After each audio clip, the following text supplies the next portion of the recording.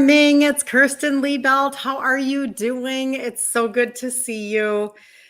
All right, so it's Thursday, and actually today I wanted to talk about one of my favorite topics that I kind of geek out on a little bit, just a little bit. So if you don't know who I am, my name is Kirsten Liebelt, and I guess I just said that, didn't I? I talk all the time about insulin resistance, and the reason why is because my dad died of type 2 when he was 63, and I was 30 at the time. But before that, I had been gestational diabetic with my first baby and hypoglycemic with my second. And so through my entire journey of literally doing nothing about anything until I was in my 40s, now all these years later, I'm 59. I basically have been able to kind of like crack a little bit of a code, and I can now help other women who are insulin resistant lose sizes. Like, I understand the connection between high insulin and sugars and not being able to lose weight. That's kind of the conversation, but it ends up to be way more than that, because the truth is that, like, oh golly, the testimonies and all the good things, people's sugars coming down, things that are even more. I know that we want weight to be our number one conversation. Like, okay, we don't want it to be, but it just happens to be, right? And because we all want to be in a different size, or we want like whatever. Maybe, I don't know. Am I the only one that has it? Okay. Confession time. Wow, this is early in the live. I should not be confessing yet. Okay, let's hold on. If you're on the replay, make sure that you let me know that you're on the replay, and let me know where you're coming in from. And let's see, is there anything else that I needed to remind people of? I usually try to make notes so that I can know. Hold on. That might have been it. There's just the replay, and then yeah, that's it. So confession. Okay, it's not really a bad confession or anything like that, but does anybody else have? I have a vintage pair of jeans, and I've kept them for a very long time, just for a lot of personal reasons. Does anybody remember Xena jeans? Zena. Does anybody remember those? Xena jeans. So basically, I do have a pair of Xena jeans from back in the 80s. There may even be worth something now. I don't know. But anyway, we all have that, where we want to have our own. Like, we either want to go back, or we want to fix like our weight size, or all of the different types of things, right? Well, there are so many pieces that we don't understand. And that is that when your insulin and or your sugars are high, you can't lose weight. And that's really frustrating, right? So yesterday what did I talk about yesterday? I can tell you here in just a second, because I was in Maria Emmerich's book. And so we talked about 10 things that happen. 10 things that happen to your body when you overconsume a lot of carbohydrates. And that actually is very, very helpful information, because I think that we don't really process all of that in our brains. But this particular conversation has a little bit of I have a connection to it. So this is Maria Emmerich's keto book. I don't know if you know who Maria Emmerich is. She's helped me as an Italian girl figure out how to trade out ingredients so that I could still be a foodie and lose weight. And I've been able to go from a 2X down to a large in my 50s. And the process that I talk about is my own process that I went through. And then I share it. And I do have a Facebook group, and it's called Ditch Insulin Resistance for Women. And there's a challenge starting on Monday. I do a challenge every month. But basically, I started with targeted supplementation. I talk about that all the time. And actually, I'm putting together a little short video when people want information on that. It'll make it easier and faster. So if you're ever looking, maybe I'll talk about that when it's done, so that, it won't take long, but just because I want to be able people to be able to get quick information, because that's how we need to roll around here. But in this whole process of really doing some research and stuff, since my dad had died, I wanted to know why he had so many medications and he still was gone. Like, I didn't understand, that whole process. And so Maria Emmerich really helped me to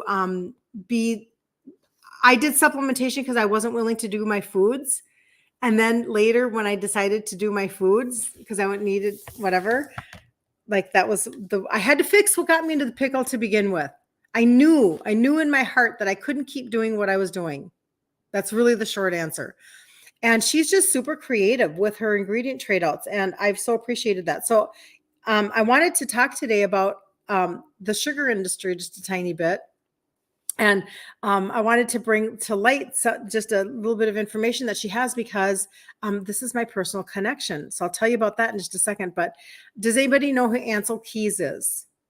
I'd love to know. Put it in the comments. Good morning, Cheryl. Good to see you. If you know who Ansel Keys is. And he was a researcher who famously hypothesized in the 1970s that diets that were high in saturated fat would raise cholesterol. So this was his hypothesis,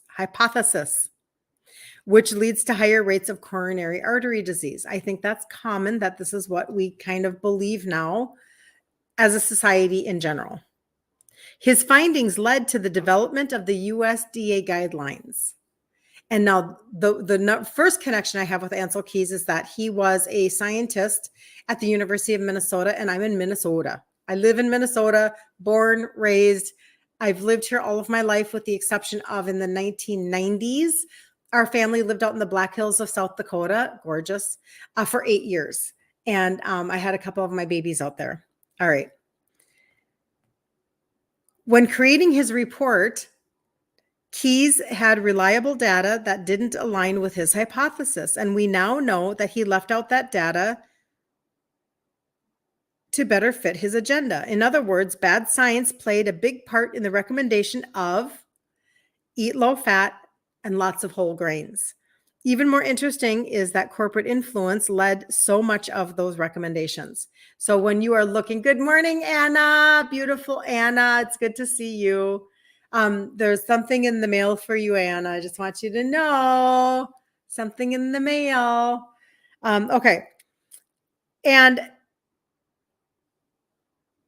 what's super interesting about this whole thing is that when you think about the food pyramid, and of course we know what it looks like, right? We know that it's all, and I know this is little for you guys, but bread, fortified cereal, rice, and pasta is at the bottom. Like, eat mostly those. This is the guidelines, right? And at the very tippy top, just a little bit of fat, etc.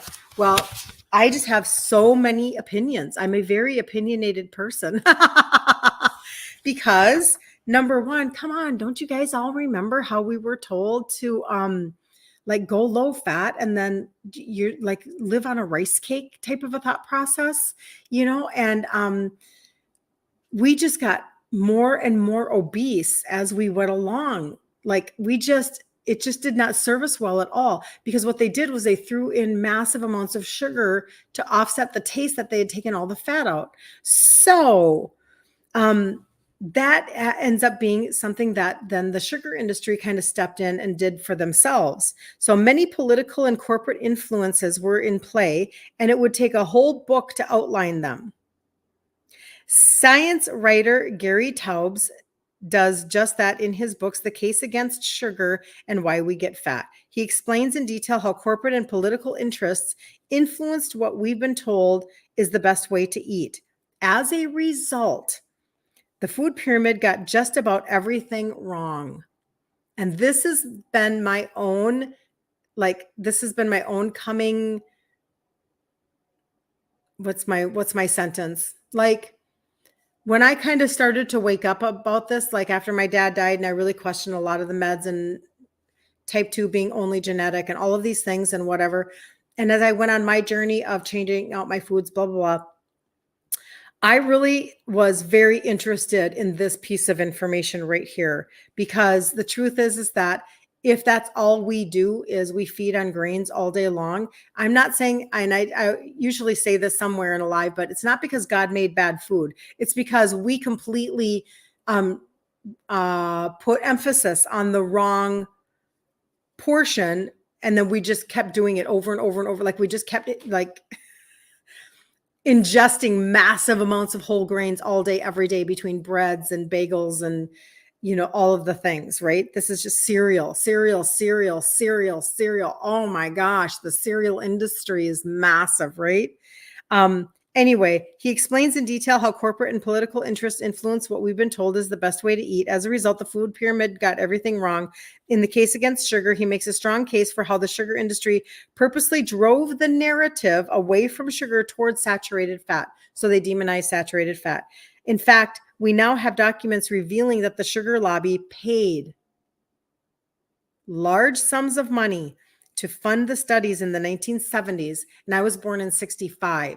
So right when I was getting started, basically, I'm like 10, whatever. They paid to fund the studies with the objective of supporting claims that saturated fat leads to coronary artery disease. So they wanted, sugar's good, fat's bad, fat's bad, fat's bad. That was what was going on. Well, my mom was a home ec teacher. So she went and got her degree in home ec. And she never really taught in it, but she had her degree. And so then she eventually did do some substitute teaching, but she didn't go like full-time or whatever. And so she gets her degree and she's doing substitute teaching, and they're teaching in back then that like to get really good calcium, a really good important way to get calcium is to eat a lot of ice cream. Who thinks that's a really great idea on how to get your calcium? I mean, I understand the thought process, right? But then we had ice cream in our freezer, like at our disposal all the time. Like it was almost a necessity. Cheryl, yes. Right? But that's what we did. And so, those huge, now when you buy ice cream, a half a gallon isn't even a half a gallon anymore. It's like, a quart and a half. Like they've made it smaller and smaller and smaller, right? But when I was growing up, we had those big cartons of like, the plastic cartons. I don't even know. It was more than a full gallon, I think. I don't know. But we always had one of those in our freezer. And so my mom, I was kind of a child of this thought process, very, very much so. Like I was raised in it. Right when I was being raised, that's when my mom was, she was, starting to add that Crisco into your life, all of the seed oils. You're starting to really eat a lot more processed foods. Slide into the 90s. And then who was a child of the Snackwell cookies? I mean, so if I'm in my 90s, let's see, my son was born I'm 23 when he was born, 23-ish, and he was 2 years old. So I'm about 25. I remember exactly where I was living. I remember him being around 2 years old, and now Snackwell cookies come on the scene. And we are being told that eating low fat is the answer for all of our ailments of weight. And so, Snackwell cookies it is then, baby, because they are low in fat. But the truth is that they were all pure sugar. But then we were also told like, well, rice cakes, they have no fat. Oh my gosh, you can eat as many rice cakes as you want, right? And so this was the kind of the thought process. Maybe that was only my thought process. I don't know. It could just be me. Is it just me? Am I the problem? It could have just been me. But I'm just saying like this was a whole thought process. So fast forward really, really, really, really like until a couple of years ago. And this is not a scientific conversation. I mean, I'm just giving you my experience on this one, but because I think there are a lot of factors that go into dementia. But fast forward, my dad, he had already died in 95. I had already been like all in on the, fat-free thought process, all of the things. I'm in my 30s, gaining weight like crazy. I'm insulin resistant. I don't even know that I am. Like, don't even know what that is. Exhausted all the time. Can't lose a pound if my life depends on it. All of the things. Fast forward, my mom ends up in 2000, whatever, in 17. At the end of 2017, she needs to leave her home, which was my childhood home, and go and live in independent living. And we realized that that she has dementia and that it's off the charts. Like, cuckoo bananas, off the charts, and moving her out of her routine really turned things upside down. I end up a year later leaving my job in corporate America and I'm going to take care of her, become her assisted living. I go and take classes on dementia. And I'm in one of the memory care units and they have a bunch of the residents are in a circle. And they are, yeah, Cheryl, type 3 diabetes. Yep. And you're correct. And they're all sitting around doing some sort of an activity for the day or whatever. And I'm just like, I'm visiting. They're giving me a tour of this memory care, even though she doesn't need that yet. And I just make a note. Like, I go, literally, it's all women and one guy. Now, this is literally just my experience. This isn't a scientific anything other than that this was super curious to me, because I turned to the nurses and I go, oh my gosh, that's so weird. Like, all the women, what's up with all the women? And literally without skipping a beat, the nurse goes, oh, totally the low fat diet. And I'm like, okay. Like, I just never really put any of that together.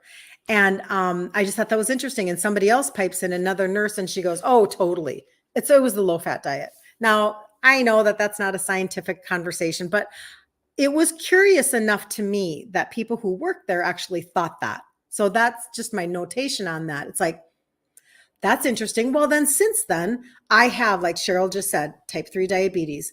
I have actually done much more reading on it, because my world has been all about insulin resistance since I was a little girl. I didn't know it was. I didn't know anything.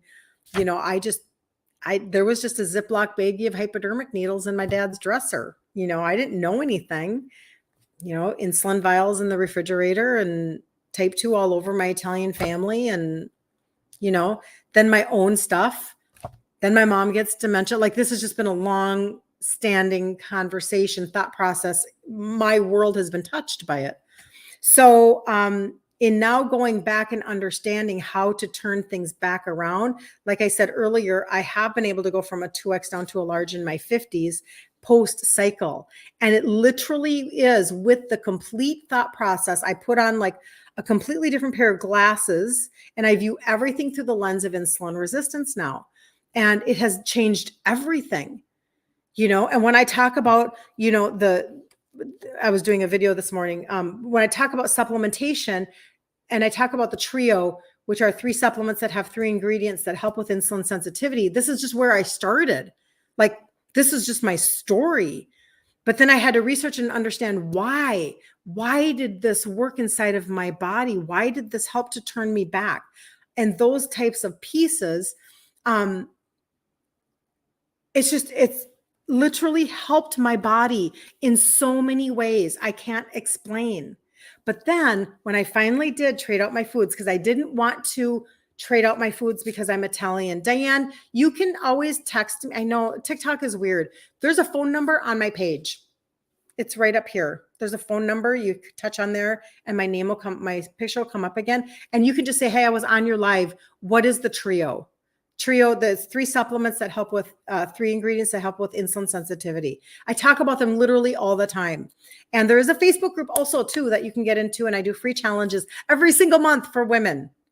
Ditch insulin resistance for women. And I have another one starting this Monday. So I'm excited about that. So right now people are like grabbing the trio and getting ready for the challenge, but you can just do the challenge. You don't have to grab it. Okay. I just want you to know that, like, it's not a requirement. It's just what I talk about because it's my story. This is how this happened for me. But then when I did finally decide, oh, no problem, Diane, you're awesome. You are so welcome. When I finally decided to trade out my foods and I had to tweak and tweak and tweak and tweak, I now understand, like, if you stop the cycle of giving your body glucose all the time for fuel, which is like burning pine, it burns up fast and hot, and it's fast, it's quick, zip, gone, right? As opposed to burning oak, you literally can make your body burn fat. So I feel like some of the conversation that I have a lot is, number one, I'm a full believer, and not everybody agrees with me. I get it. It doesn't matter. I'm not for everybody. I'm 100% a full believer that weight loss, girls, women, it's a hormonal conversation. It's not a calorie in, calorie out conversation. Now, do calories play a part? Well, of course. Everything has a calorie. It's just a very shallow conversation. Super duper shallow. Like a grain of sand in the entire beach of weight loss because insulin is a hormone. And so dealing with insulin as a hormone and understanding that, and I knew none of this, but not knowing that leads us to then believe that something's wrong with us. Like, oh my gosh, this must just be what it's like to get old. This must just be what it's like to have broken metabolism. This must just be what it's like to, whatever. And it's not true. You actually can change the pair of glasses that you have on as to how you're seeing weight loss. And do you want to know what is actually one of the most beautiful pieces of that when you do it? Is that all the noise goes away. And what I mean by that is then when you hear somebody talking in their 30s and they're talking about high intensity cardio, that's not for you. Now, it doesn't mean you can't have intensive, high intensity cardio, but that's not the hormonal conversation. Right? So, I mean, I'm not saying stop being a runner if you're a runner. I'm just saying that's not high intensity cardio isn't actually burning the fat that you want it to burn. The truth is that if you do resistance training or if you build muscle, you're going to actually burn more fat because muscle burns fat.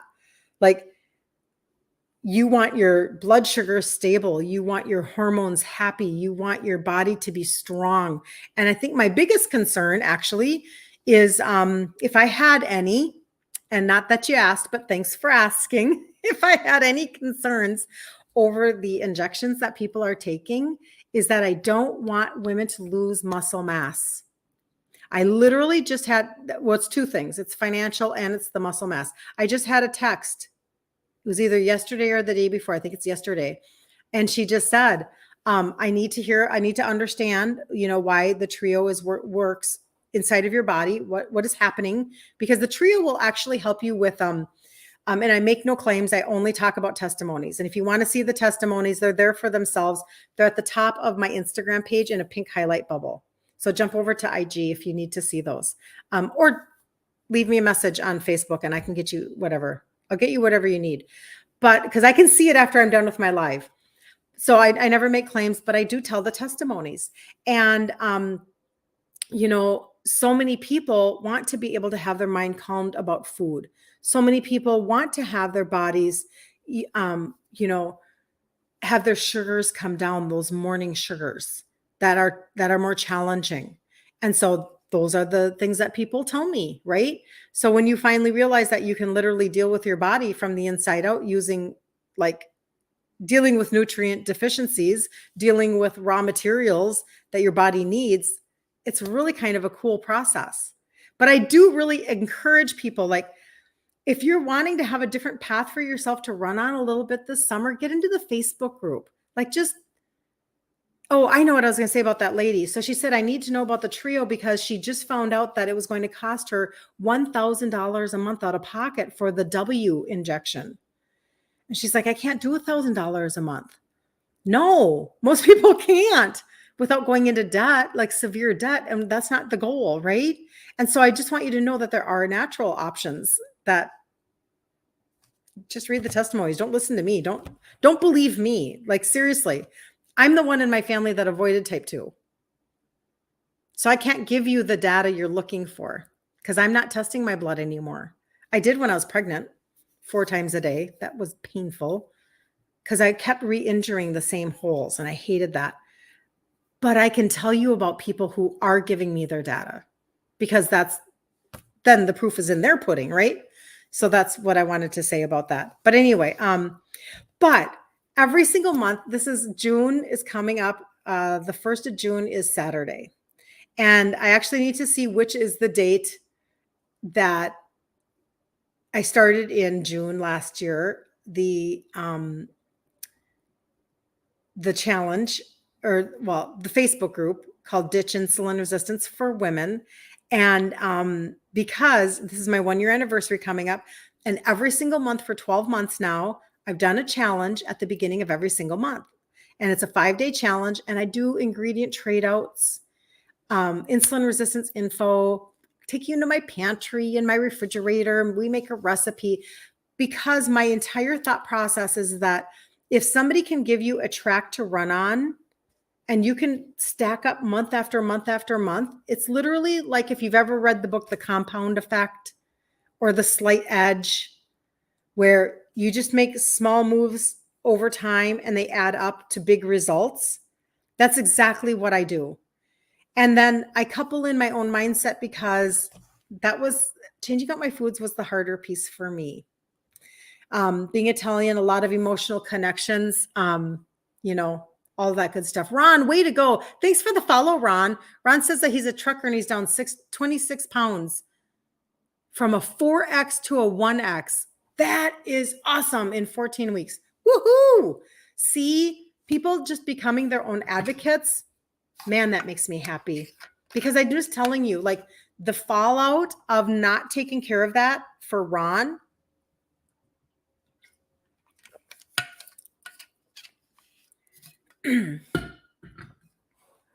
I think the most criminal thing in my conversation, in my opinion, is the fact that this is not a terminal diagnosis, and yet still we don't know, or we don't think, or we don't believe that we can do anything about it. And that's just not true, because you don't want what's connected to it, which is gout, type 2, type 3, PCOS, like all of these things that are super frustrating, super hard. Like my father had a very low quality of life towards the end, like maybe about the last decade. And again, he died at 63. So even let's just pretend it was the last 8 years since he was 55. I'm 59. So praise God, I have a completely different life. But my point being that when you are trying to have meds play nice in your body, when you are trying to recover from yet another surgery, when you are trying to have enough energy and to stop throwing up from dialysis, that is not a fun life. It is not a quality life. And so it's kind of like sounding the alarm bells a little bit and saying, listen, I know that I'm not for everybody, and that's okay.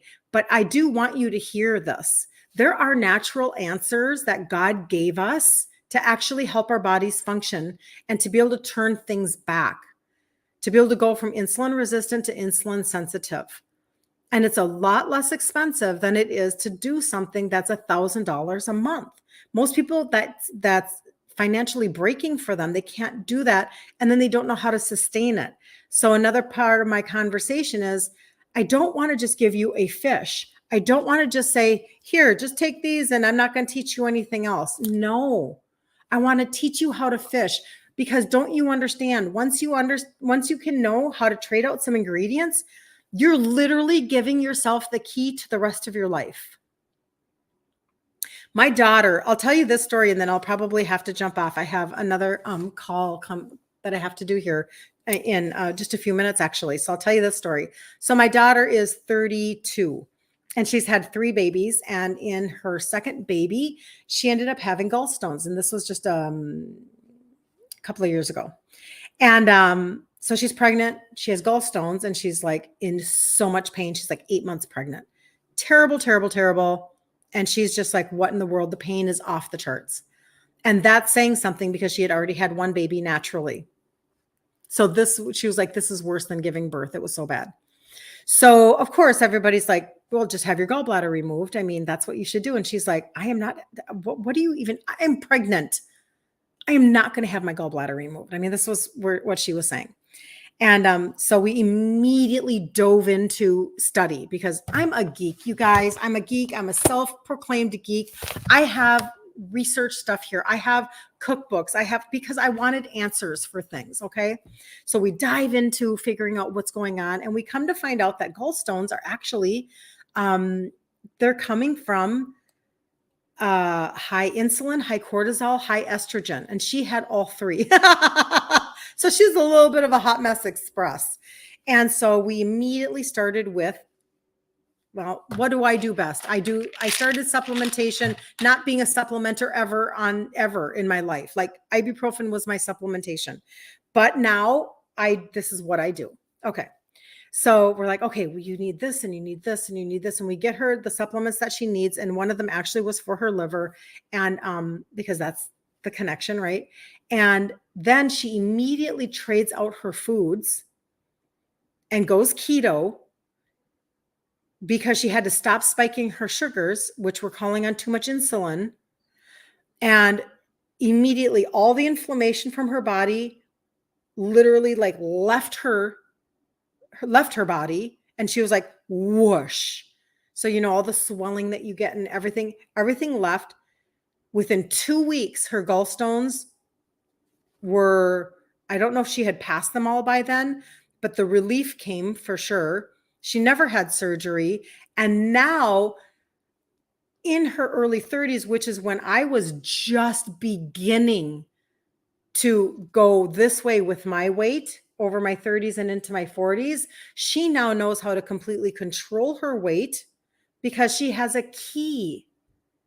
She knows she doesn't have to be perfect. She doesn't have to be whatever because she's not type 2, but she has some propensities, whatever, predetermined, whatever. She's got some, pre-existing whatever intolerances in her metabolic. I don't know because I'm not a doctor. I'm an Italian girl who figured this out, but she's got something, right? And so she's like, okay, but now she knows how to drop inflammation just like that. She knows how to trade out some of her ingredients so that she can actually maintain her weight. She doesn't have to go into her 40s like I did with this trajectory of gaining weight going, well, I guess this is just what it's like to be perimenopausal. I guess this is just what it's like to get old. I guess our metabolisms just slow down.